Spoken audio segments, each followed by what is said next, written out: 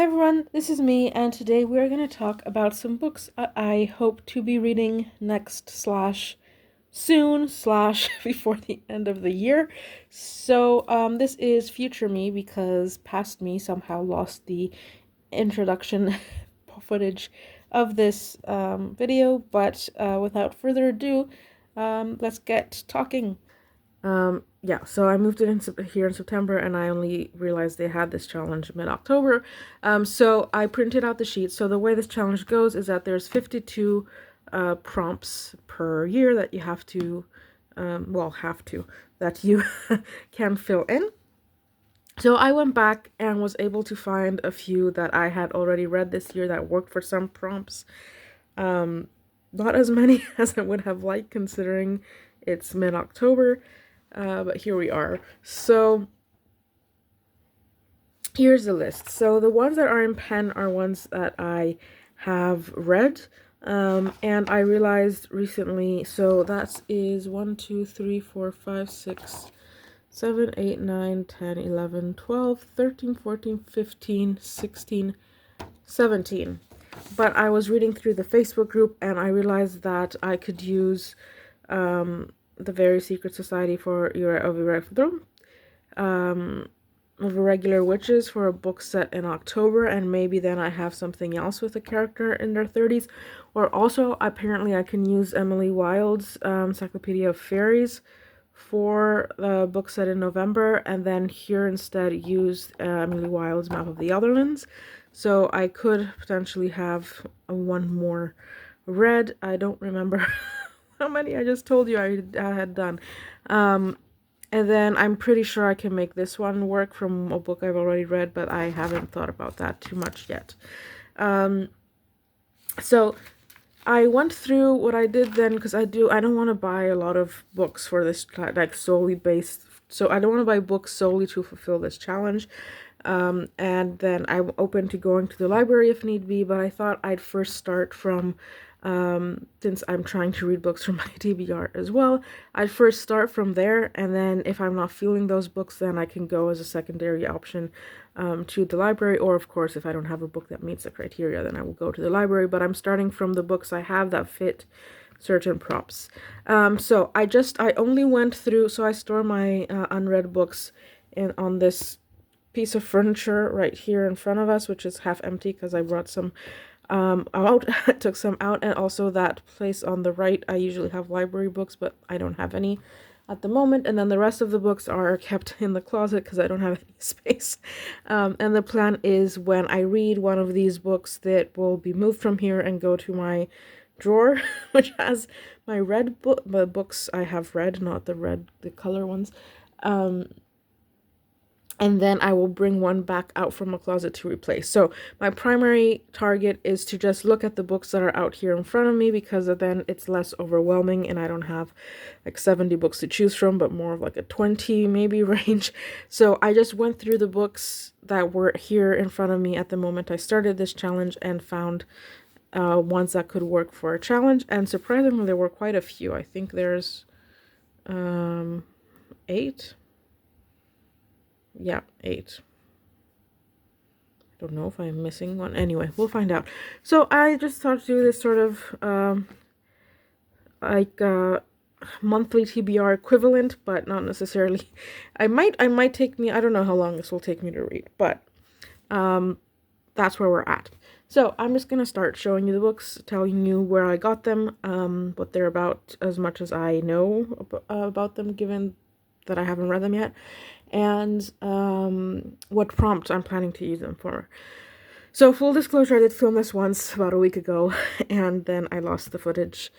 So I'm filming this again. So I have technically read, I think, 2 of these books since then, but we're gonna pretend like I haven't for the sake of this video. So just first one off the top is The Black Tongue Thief by Christopher Buehlman.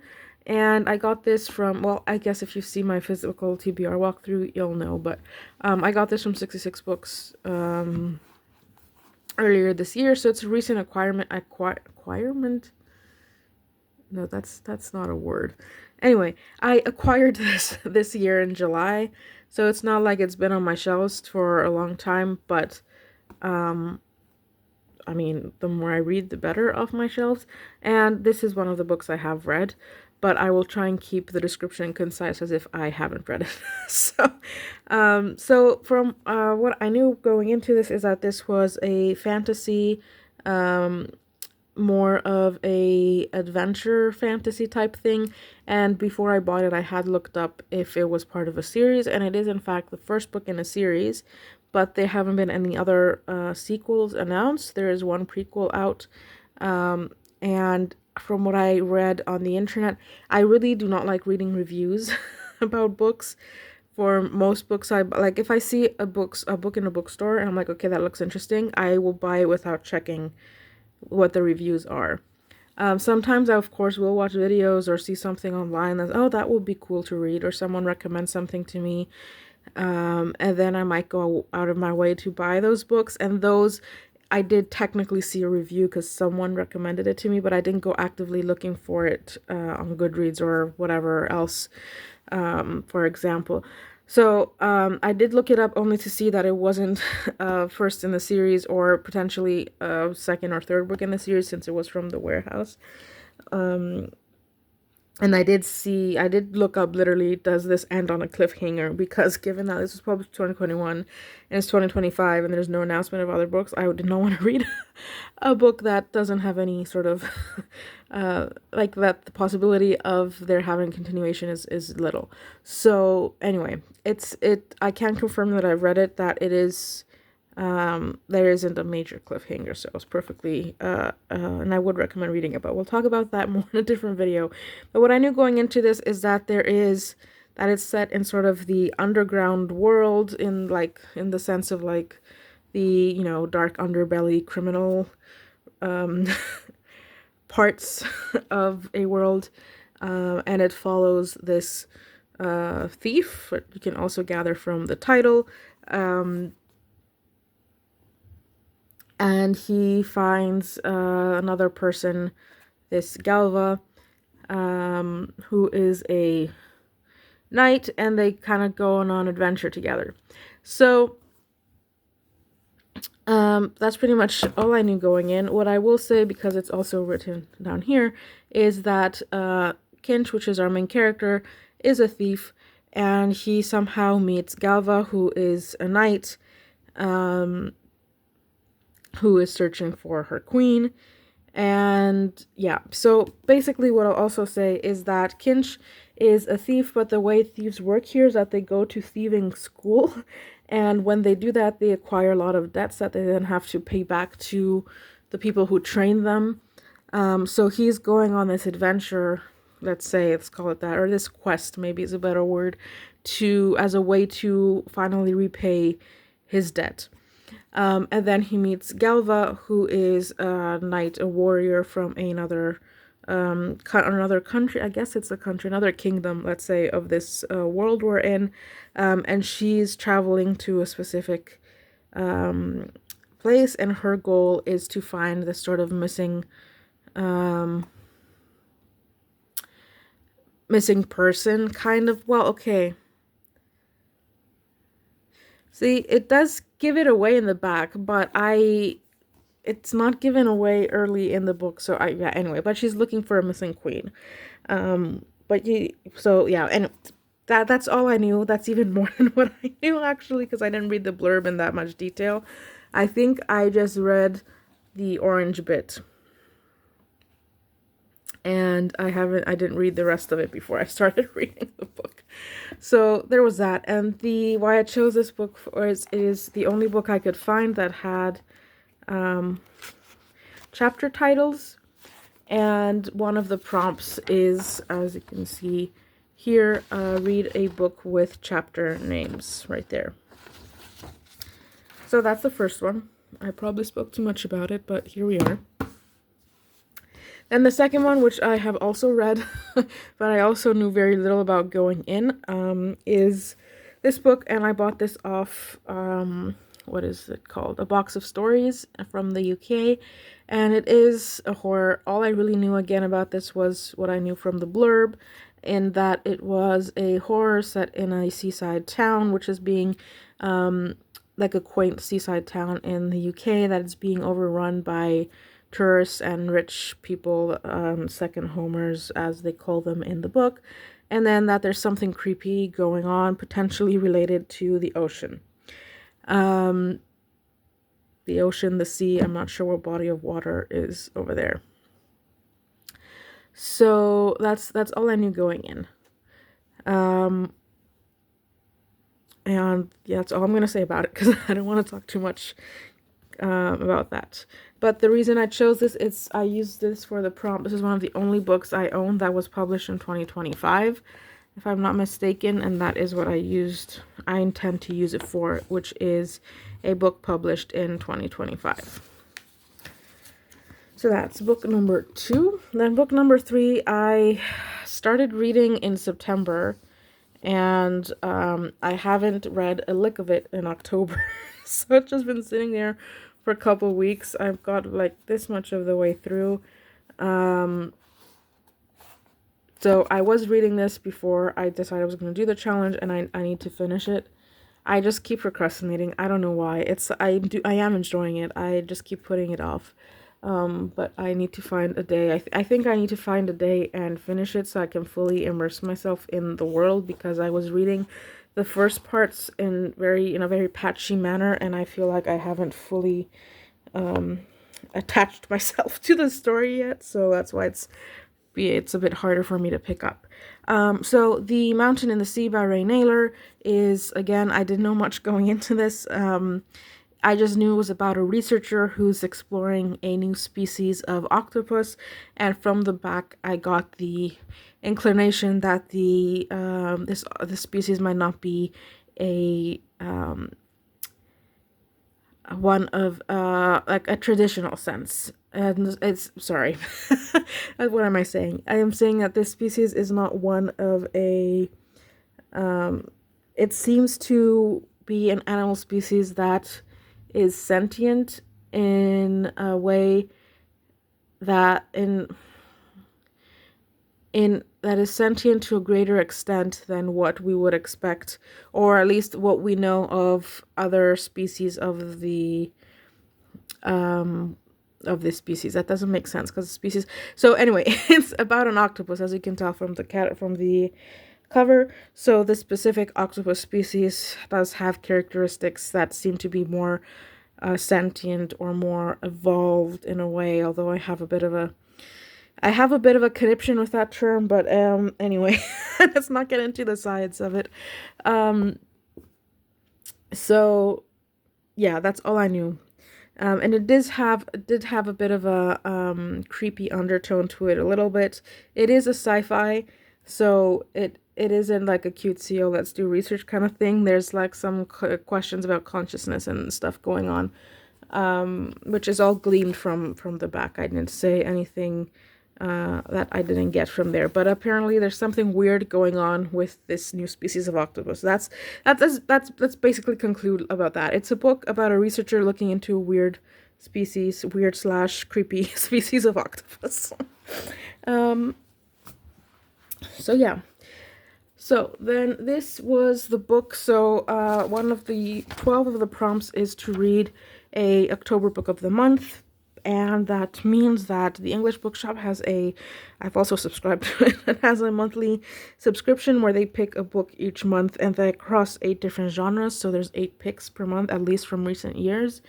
And you have to read a book. It doesn't have to be from this year. It could be from any year. And there was a very handy dandy list in the Facebook group, and I just was looking through it, and this happened to be on there. So I was like, okay, great. So we're going to use that for, I think it is the May book in the month. So here, when that's read. All right, then we have Once Upon a Tome by Oliver Darkshire. And apparently this is nonfiction.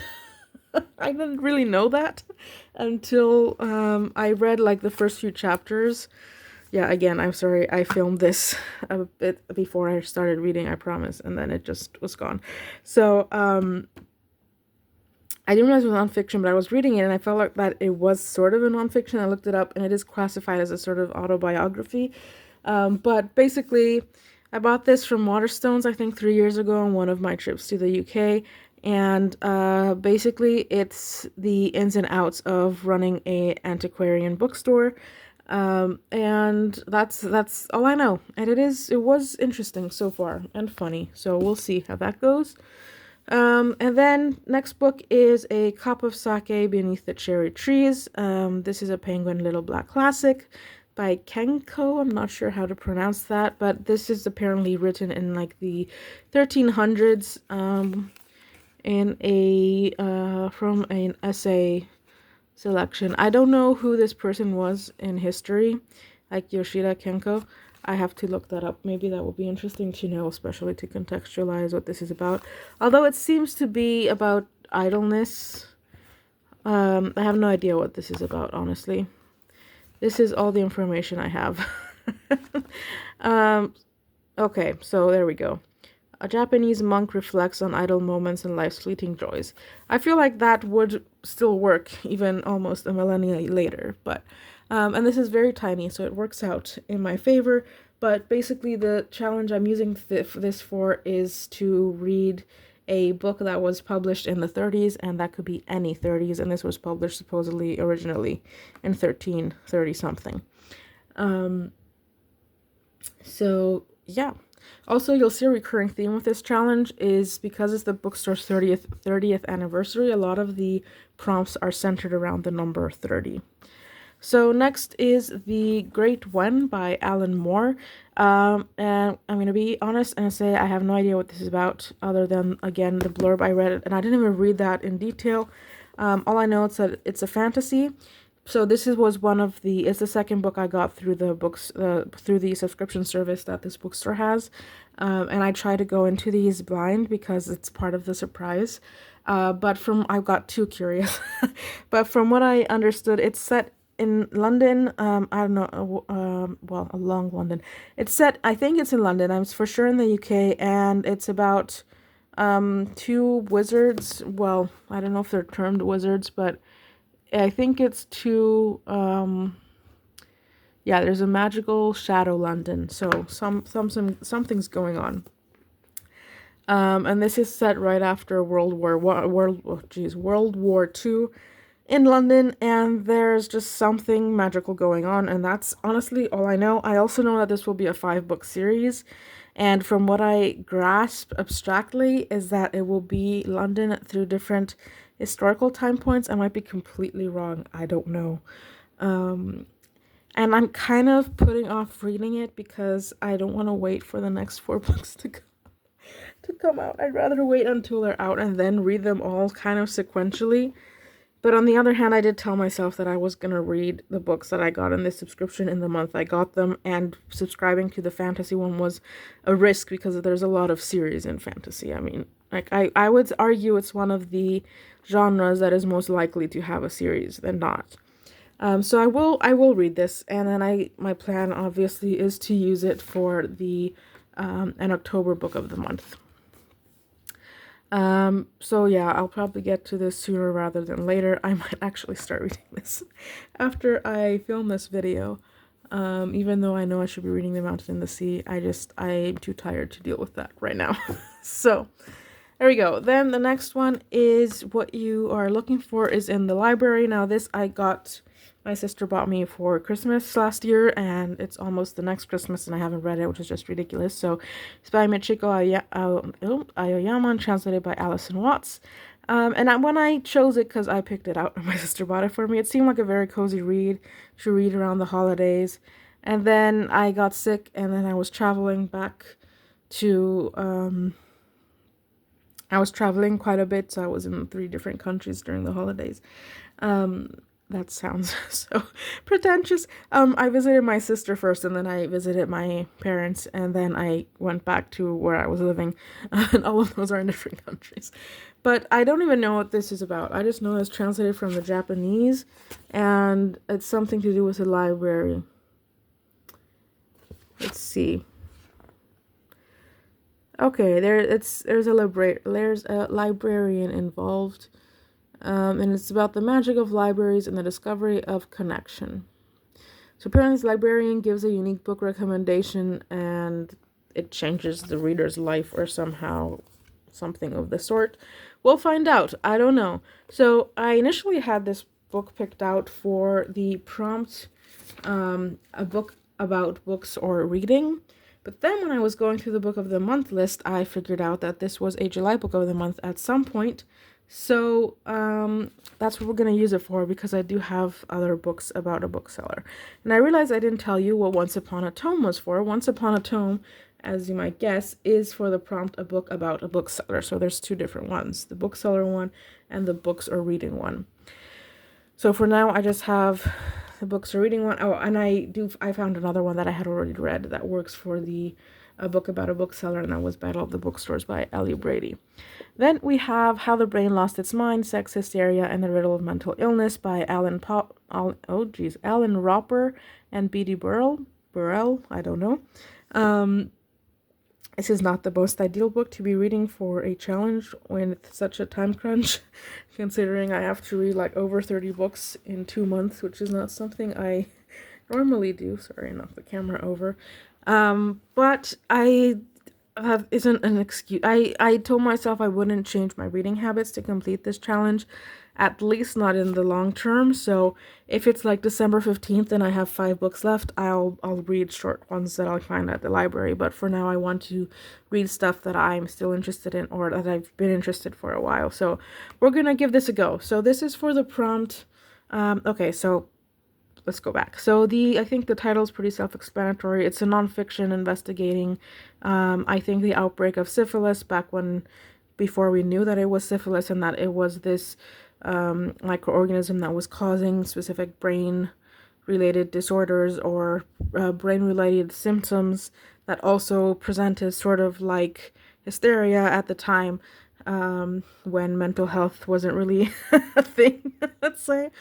So I thought it was an interesting combination of medicine and history, and I also got this from 66 Books. So we'll see. I am excited to read it. This is going to be a slower read. I tend to read nonfiction a lot slower than I do most fiction, and also it's so densely written compared to, okay, I guess it's not that bad, but compared to some of these other books, the font is quite small and densely packed. But I think it will be a cool read. So the reason I picked this is because it's the only book I own, I believe, that has 2 authors. And that was the prompt, to read a book that has multiple authors. So that's the current plan for that. And then we have The Wind in the Willows, which is a classic by Kenneth Grahame that I've had for quite a while. I got this in the Bookishly. There's their logo. If you're in the UK, or I'm not sure if they ship to Europe anymore, but I really love this subscription. They serve you a classic and some tea or coffee or something. I used to subscribe to their book crates, and they also shipped extra goodies, but they don't do that anymore. So this is how I got this book. And this is a classic I've never read. I think it's more of a children's classic, and it seems like a very cute little read for the fall. So if I read it in November, it'll still be fall. So let's hope for the best. Actually, I might read it this weekend because I'm going to Stockholm, and that's like, I don't live in Stockholm, so it's a bit of a train ride. And this, I think, is something that doesn't require a huge amount of concentration, and I can easily read it on the train and still be able to properly absorb it. And it's very short, so I could even finish it by the time I'm there and back. So, yeah, I don't really know what it is other than that there's these 4 creatures. One is a frog. No, it's not a frog. It's a toad. I discovered last time. Yeah. It's a toad, a rat, a mole, and a badger, and they go on adventures, apparently. It seems very cute and wholesome. I honestly don't know what to expect. I really like this cover design and the weeping willows. It's very cute. I'm trying to see if there... Yeah, I just showed you the back. What am I saying? Oh, I wanted to see the original cover. That's what I was doing. Because this is a cover design by Bookishly, and it comes off, but... yeah, they're in a car there. Oh, I like this. I like this one more. It's very cute. It's more cutesy. When was this published? Okay, I'm getting sidetracked now. This is gonna happen a lot in my videos, just so you know. 19, no. Oh, was it 1993? Or was it Woodworth that published it in 1993? Hmm. Well, I don't know. Your guess is as good as mine. So anyway, the prompt I'm using this for, if I believe, is for a book about animals. And there we go. A book about animals. That one right there. So that is what I'm planning to read next, although technically I read 2 of these and started the other 2. So I'll probably read them sooner rather than later, given that is really 6 books left to read. And 2 of them are tiny or / easy to read, I think. So yeah, I will I will review them or talk about them. I'm not sure if what I do is considered a review, but I will yap about them in a monthly wrap-up video that should be posted relatively soon after this one, since I'm a bit all over the place. I don't have a proper filming schedule yet because I'm still adjusting to living in a new country and starting a new job. I feel like I'm saying that every 3 seconds. I need to stop saying that. It's not a valid excuse, but anyway. So yeah, anyway, until next time, happy reading and thanks for being here.